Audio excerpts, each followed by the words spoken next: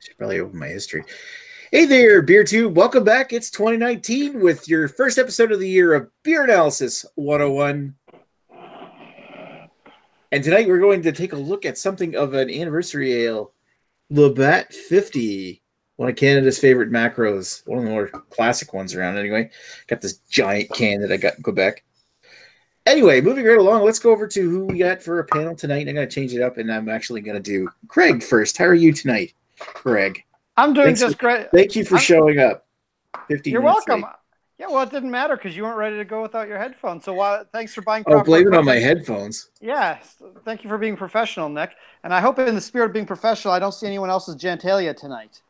So please, God. Gentlemen, keep it in your pants. Yeah, please. That's why Paul's not coming on right now. Well, there goes. Oh, I'm sure he's coming, but all right, moving right along to Chris. How are you doing on off the 10th now? I'm good. Thank you for having me. I appreciate you making me go out and get this wonderful beer that we're about to drink today. Mm-hmm. Thank you. Sounds so enthused. I am super. Yay! Happy New Year, everybody. By the way. Cheers, mofo. Happy New Year. All right, moving along, we got Mr. Lee Russell, Virtu. What are you doing? How are you doing tonight? And they'll start singing again. I'm blessed and being a blessing as always. You're lucky. You're welcome to have me, and you're lucky to have me. Let's keep going. Okay, I guess. God, we're lucky. Right. All right, Mr. Redbeard. Redbeard hasn't been. I think you were on recently, but we don't see a lot of you. Cheers, guys. Thanks for everyone. I think pretty much everyone here was in that random New Year's hangout I had. Cheers to all you guys. Greg, I apologize for the thing that happened after I left the chat. To be fair, you weren't there for it. I'm happy I wasn't, but I'm sorry that I kind of facilitated it. I feel harassed and violated. Facilitated. I've lost my innocence in this new year. You had the assist on the unsolicited. Greg got Louis C.K'd. Yep. Oh. Maybe didn't Louis usually? Didn't he ask? Did Paul ask? Louis usually asked, at least I think. What, before he whips it out? I think so. Anyway, moving around. Okay, Ashley, how are you doing tonight? I'm doing great. Happy New Year, everybody. Happy to see everybody again, I guess. I don't know. I was hoping some of you would die over the holidays, but apparently not. And there's a man I hope whips it up. You fucks are still here. Damn it. Cheers. Cheers to this. We've already lost like 3 celebrities in 2019. How come you guys are still here? Oh, that's why he's so pissed off, because he bought the 6-pack of 50. Oh, you're the one that bought. Oh, right. Yeah, at least you didn't buy like a giant. Yeah, so did I. I bought a 6-pack because I just went and got it and they didn't have fucking singles. Yeah, no, singles only at the beer store. I was really hoping that Chad would say, "Hey, I want to get on the hangout. Can you drop me off a few?" I'd be like, "Yeah." Take half of them. I still got all of them. Tiny little going back to what Nick just said there. R.I.P. Mean Gene and Super Dave Osborne. As of today, that's actually really sad. And was it the lead singer, Dr. Hook? Yeah. Off to a great start. All right. Let's get back off to the depressing note. Yeah. One-eyed freaky people. All right, moving along, let's go over to the history of Labatt 50 Ale. Won't go too deep into the details because we recently looked at Labatt back in November when we did Labatt Blue. But I will give a quick recap. Labatt began in 1847 in London, Ontario, when John Kinder Labatt, an Irish immigrant farmer known for his prize-winning malting barley, entered into a partnership with local brewer Samuel Eccles. Labatt eventually gained control of the whole brewery in 1853 and ran the brewery with his sons Ephraim, Robert, and John II. With thanks to the advent of shipping by railroad, Labatt's beers began shipping to Toronto, Montreal, and even the Maritimes. Labatt's third son, John Labatt II, became brewmaster in 1864. It would take over the brewery with his mother after his father's death in 1866. 1900, John II's sons, John III and Hugh Labatt, joined the company. And when John passed away, and John II passed away in 1915, John Labatt III would take over the reins. John and Hugh would guide the company through Prohibition, the Great Depression, the World Wars, growing Labatt Limited into one of the largest, most well-known breweries in Canada. In 1950, to celebrate their 50th anniversary of their partnership, Labatt introduced an anniversary edition ale called Labatt 50, a light ale that quickly became Canada's best-selling ale. Labatt 50 would hold this distinction until 1979, when 50 was surpassed by its stablemate Labatt Blue Pilsner, which itself held the title before being overtaken by Molson Canadian and Budweiser in the late 90s. John Labatt John Labatt III died in 1952, handing control over to Hugh until his death in 1956, at which point the brewery ceased to be family-owned. Following a series of missteps in the early 90s, Labatt agreed to be bought out by Belgian conglomerate Interbrew, makers of Stella Artois, which today is part of AB InBev. In 2009, as part of the antitrust proceedings following the Anheuser-Busch and InBev merger, AB InBev sold their U.S. market license for Labatt to North American Breweries of Rochester, New York, creating subsidiary Labatt USA, which is independent of the Canadian operations. So I don't even know if you can get 50 in the States. I can't even get 50 here. But anyway, so Labatt 50 is a 5.0% ABV blonde ale brewed with North American hops, whatever that means, and a special ale yeast strain used by Labatt since 1933. In 2017, Labatt temporarily rebranded the beer to Labatt 150 Anniversary Ale to mark the 150th anniversary of Canada. All right, so we've got Lee here tonight, so you want to jump in and read some comments, or you? Sure. So Eric Gilbert's in here. He says, cheers. Cheers, Eric. Craig is in the chat saying, hey, hi, gents. Happy New Year to all. Happy New Year's to you, Craig. Cheers, Craig. Let's see. And Eric Gilbert says, well, first Craig asks Redbeard if he bought a case of this crap, and Redbeard says, hell no. I got the one can. And Eric Gilbert says, don't joke about people dying. 2 people I know through work died over the holidays. Crazy shit. But were they people you liked at work? We weren't joking about anyone dying at all. Maybe what I said was misinterpreted. Or came across that way. Also, don't be such a dick, Ashley. Christ. Well, to be fair, we usually are making fun of people that die, but and likely we will be making fun of them tonight. So yeah, yeah. You know, I'm no subjects off limits. I'm going to travel all the way to whatever province Lee's from, and I'm going to totally throw dog poop on his grave. Sweet. Some flowers will grow there. I think that'll be just. You don't throw it. You just smear it. I'm not an animal. You know, I have some respect for the dead. Nice. All right. Go ahead. Next story. All right. Greg, we started with you before. We might as well start with you again. You go first. Yeah. You can come first. Yeah, I'd love to.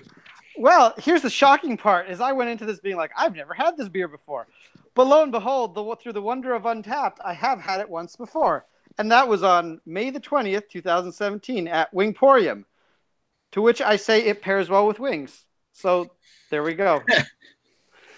That showed you. Well, there we go. This is my sloppy seconds. What a spot on review you did. And as you can tell by my pour, where the head's still not going down, it's real sloppy. All right. Chris, what's your history with Labatt 50? I did my own opinion on it a while ago on my channel. I just as he self-promos in the chat. Why not plug my own shit? Who cares? But I did it a while ago, and since then I haven't had it. And there's a reason why, because there's other shit out there to drink, and adjunct lagers aren't my thing right now. Well, except for MGD, but that's a whole different story. But anyway, that's my history. I haven't had it since that my own opinion, and yeah. And the history of it before that, every time I grabbed the bottle at a bar or whatever, I never liked it, and then until your palate develops and you start trying to appreciate stuff for what they are. So there we go. Very on. Lee, what's your history with this beer?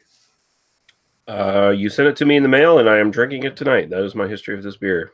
Wow. Otherwise, I don't even know if it's sold in Nova Scotia, to tell you the truth. I didn't do the extra little layer of research to see if any NSLC actually carries this stuff, but it seems like it's one of those weird little brands that's more exclusive to the sort of central Eastern Maritime provinces rather than the Maritime provinces. Like I'd be giving away spoilers on my history, but it showed up in New Brunswick once. But we'll move on from that. I was surprised it didn't show up there in Nova Scotia ever at all. I mean, it must have at one point. Maybe. I don't know. All right, Redbeard, what's your history with 50? Had it now and then. I want to say I was at a party at my friend's house when I was like 17, and I got really drunk, and they decided to take some 50 that was in my buddy's dad's fridge that had been there for like 10 years, poured half of it out, and then topped it up with Mike's Hard Lemonade, some kind of rye, and Portuguese moonshine. And I'd never had Labatt 50, so they gave it to me, and they were like all around chug, chug, chug. So I chugged it, and it ruined my like weekend. It wasn't just one night kind of thing. I was not feeling well for a while, and I just never really. I was kind of afraid of it after that. But I've had it at least maybe once or twice since then, and it's kind of like what everyone else is saying. It's a beer, but there's better stuff that I'd kind of choose before going to this. Yeah. Too bad they didn't smear an STD on the opening. Yeah. Smear cream on that opening, Greg. That would have been more than a weekend ruined. Oh, Jesus. Anyway, Ashley, I know you're lamenting the fact that you had to buy a 6-pack of this stuff. What's your history with 50? I absolutely have no history whatsoever with this beer. I mean, I've had most of the Labatt products, but for whatever reason, this one has just never made it into my hands. I've always viewed this as like your grandfather's beer or your uncle's beer. It's just like an old timer beer. I mean, it's been around for a while. It's readily available here in Ontario. I see it all the time. I've just never really grabbed it. Not even when I'm like trying a different macro just to swill for the summer. This has never been one that's really caught my attention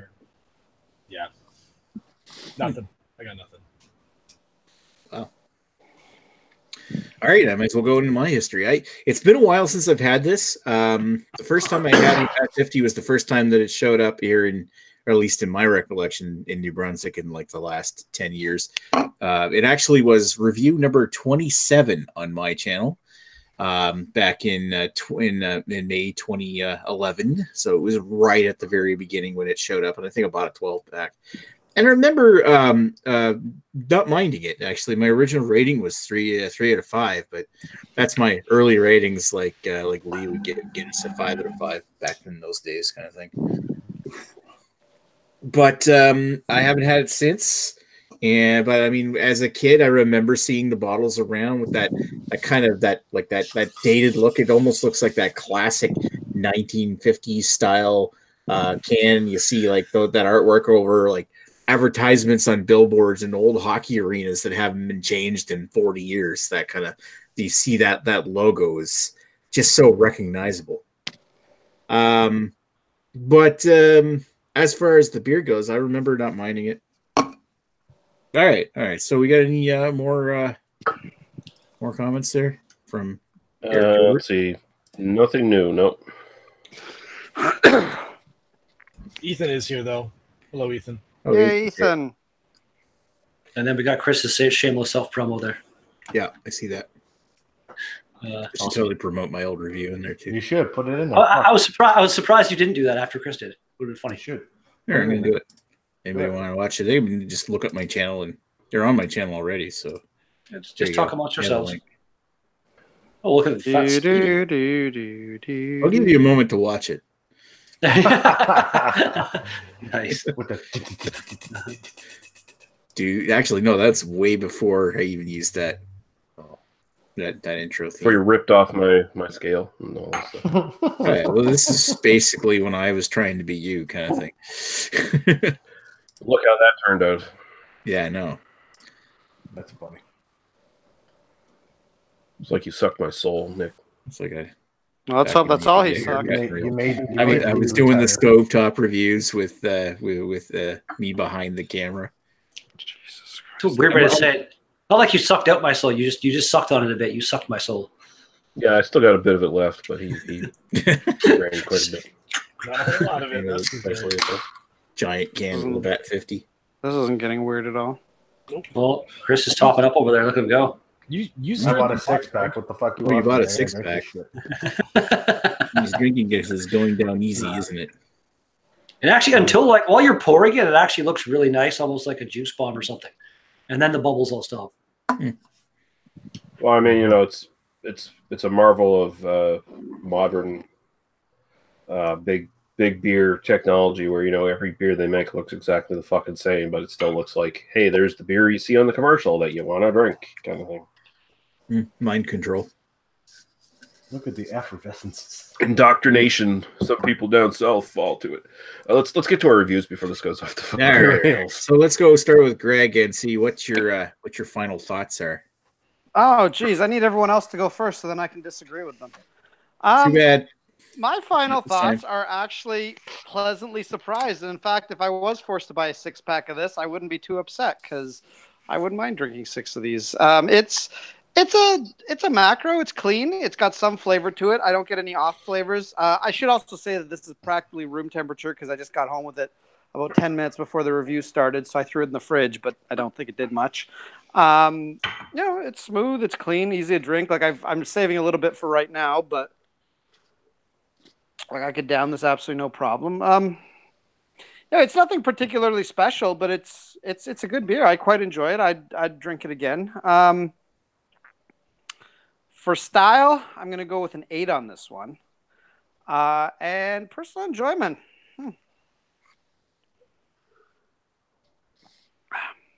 I'm actually going to go 7.5. I'm quite enjoying this. I'm quite surprised by it. And for those of you keeping track, that makes it quite a bit better than Fuller's Vintage Ale 2018. And this is why the show is going to shit. Yeah, well, we've already started the year on a downhill note.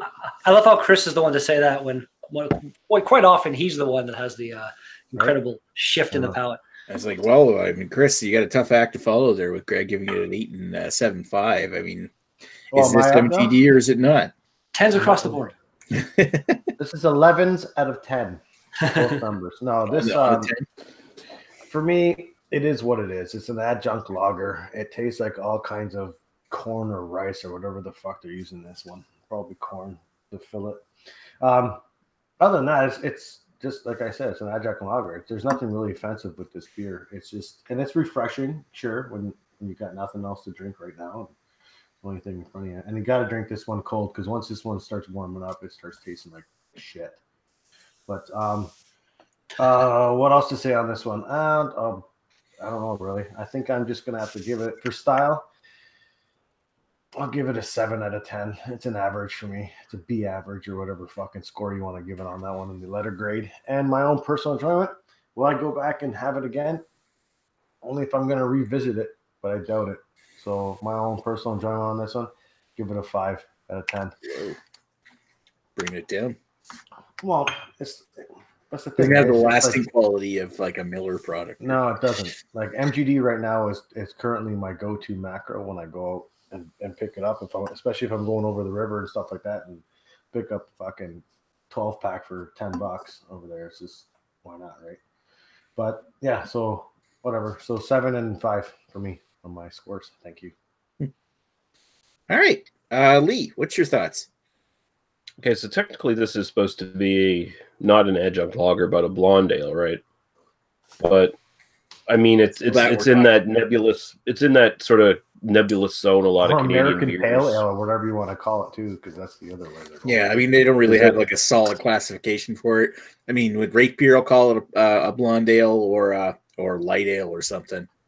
It really falls into that nebulous, like export ale, stock ale, blonde ale, whatever fucking they call it an ale, but it's still very much like a macro lager. You see about 1 million sort of historical big Canadian brands kind of have a beer on their lineup that sort of fits that idea. This is one of the worst of those I've ever had.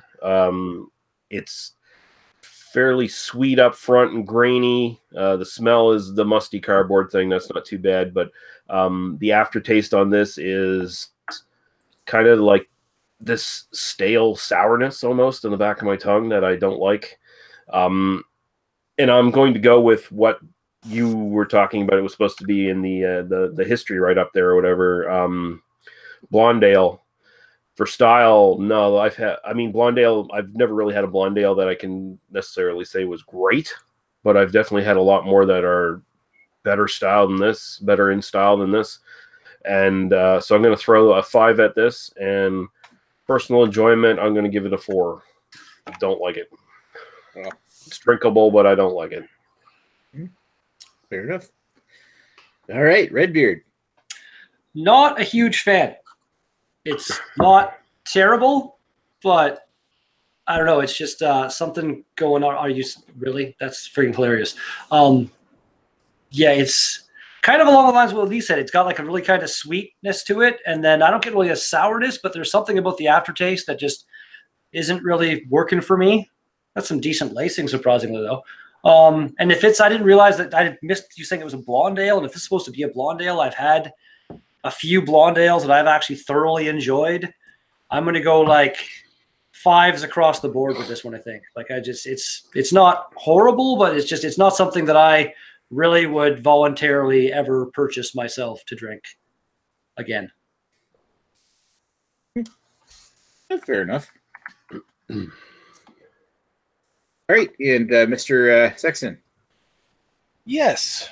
All right. So, so blonde ales in general, I really do enjoy blonde ales as something that I can sit back and, drink a whole bunch of and be happy with it, not feel bad, not feel bloated. It's just a style I generally enjoy. A well-made blonde ale is going to have, a nice bready type of body to it, like a little bit more of a malt character. And this, as a blonde ale, just doesn't really pass the muster for me, so to speak. As mentioned, it definitely falls into more of a lager category than it does a blonde. So, I to what Lee said, it definitely does have that like a sort of a sweeter start. The one redeeming quality it does have is that while it starts sweet, it does finish dry, which, if you're looking for something that you just throw back a whole bunch of, this is sort of going to get you to that point. Just because I personally do find it finishes dry. It looks the part of a blonde. It doesn't taste like one. Doesn't remind me of one. And Red, to your comment, that finish taste. So I actually had one of these the other day, out of the 6-pack I had, and I was like, my God, this is such a mineral quality to it. Like it has like it smells like metal, and it tastes. This is gonna sound really stupid, okay? But this is my stupid palate. Like if you get a paper cut and you put your finger in your mouth to stop bleeding, you get like that little like mineral zingy from your blood. Okay, coppery kind of. Yeah. It's like a copper, iron, whatever. I get that like a zing from this. That reminds me of that. So yeah, a beer reminds me of tasting blood. Good stuff. Cheers. Wow. Paul would like it. That's really entertaining to think about there. Yeah. So for a blonde ale, this is a 4 out of 10 for style for me, and for personal enjoyment, I'm going to give this a 3 because wow, I don't like this shit at all. Man. What kind of blood is it? So what did you say your rating was there, Rash? 4 for style and 3 for personal, and type O negative. Oh, it's even a band. I actually know what part of the body did it come from, but anyway. Yeah, because leg blood and arm blood are different. Yeah, I don't know. I'm leaning more. I hate to say this, but I'm leaning more towards Greg on this because let's not like beat around the bush. This is by no means a real like craft beer by any stretch of the imagination. It is still very much a macro ale, but I'm actually finding it fairly clean and inoffensive, especially drinking it as cold as I'm having it now. I think as it's warming up, I'm getting a bit more of this, like that sour finish that Lee was talking about, mixed in with some maybe cream corn, which admittedly is not supposed to be there, but it's I find it going down easy. It's like kind of like a grassy apple kind of taste. Creamed corn. I agree with you on that. That didn't even come to my head, but now you say it, there's a cream corn flavor there for sure. As far as drinking it ice cold, if you were to drink, maybe not like a 740 ml can like this big motherfucker. This is one that like a teenager would shotgun. I think I got this in a gas station in Quebec, to be honest. I want to see you shotgun one of those. No, thank you. Classic. Anyway,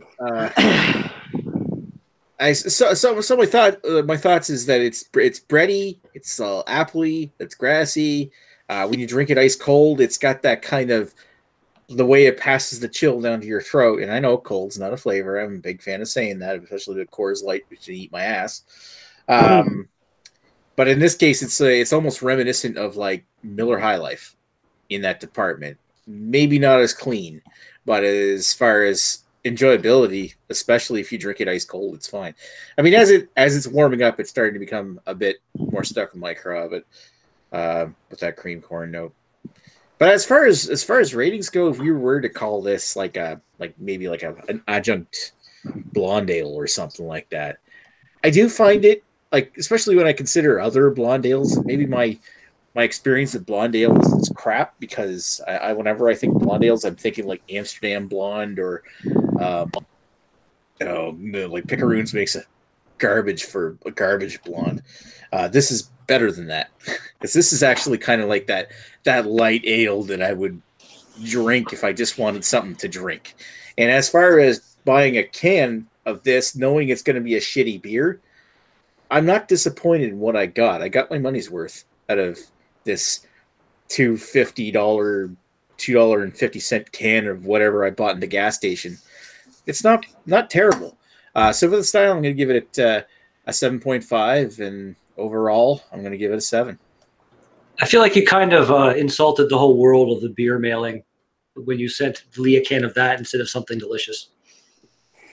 I think it helps improves Lee's palate. Because I had more than one of them, and I was thinking, well, that's something I could stuff in the box with other stuff that we could do as a beer. Hey, how can I give this away to somebody?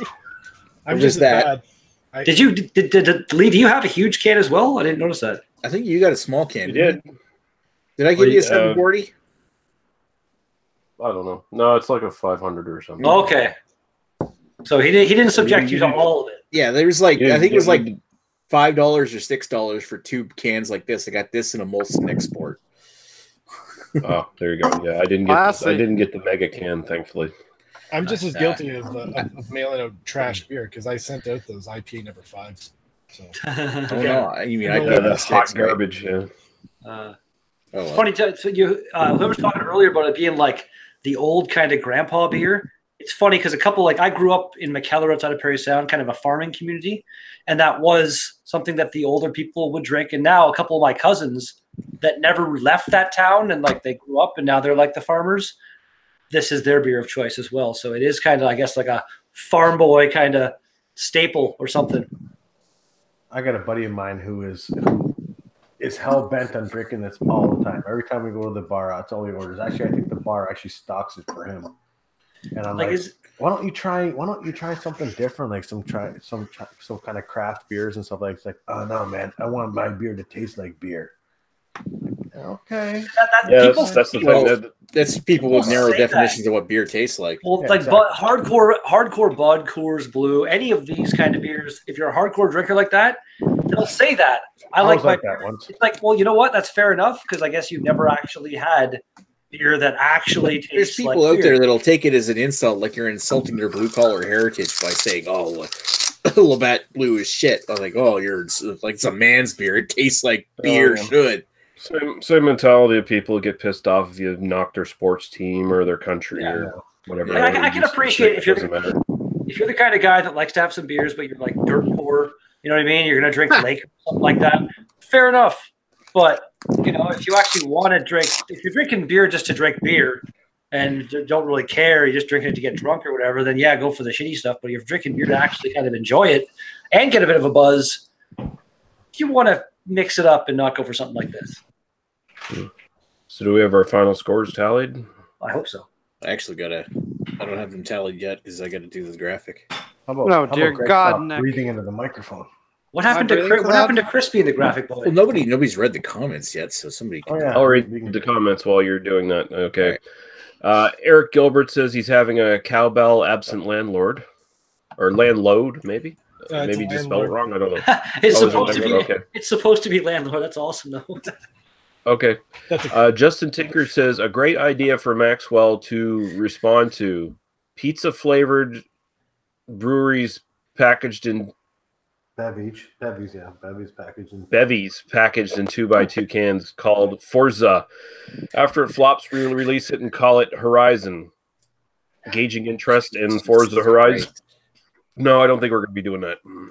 Yeah, that was a bit of a stretch right there. I feel there's a little too much setup for that. Yeah, I know at least I'm not going to be on that panel. Eric Gilbert that Jace Westcott showed up for that brief second there. Yeah, when I was talking, I was like, what the hell? Justin's a good friend of mine locally, so he bought Forza Horizon 4 at the same time I did, pretty much. You might want to reconsider your friends locally. Eric Gilbert says, "Where's Labatt 50 and francophone jokes? Totally disappointing." We're not racist on this panel until the after chat. Yeah, yeah. We're keeping it ultra professional tonight. Yeah, we'll keep the racism on to Redbeard's channel like we did on Saturday, New Year's Eve. The racism and the hardcore nudity.